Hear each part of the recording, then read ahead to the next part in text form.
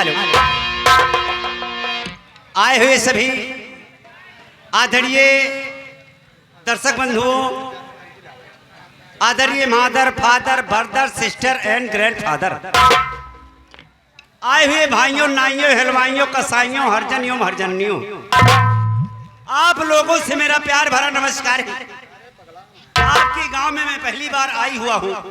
अगर कोई गलती होती है तो मुझे 50-50 रुपया देकर मुझसे माफी मांग लेना। एक बार बोलो बरुआ वीर बाबा की, दुर्गा मैया की। वाह भैया, जय बोले के बाद कितना जने हाँ पीछे बैठा है, हाँ ऐसे मुबाए हाँ। कहना है कि जो नर लेत न राम गुण गाना, जीव से गादुर गाद समाना। दोस्तों, उसका अगला जन्म गादुर का होता है, जो मुंह से खाता है मुंह से टट्टी करता है।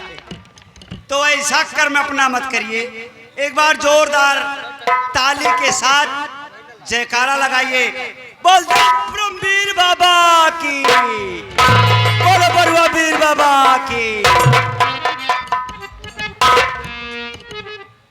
आइए एक थोड़ा हाथ की सफाई और एक बार लेकिन ताली बजाइए आप, जोरदार ताली, जोरदार ताली बजाइए।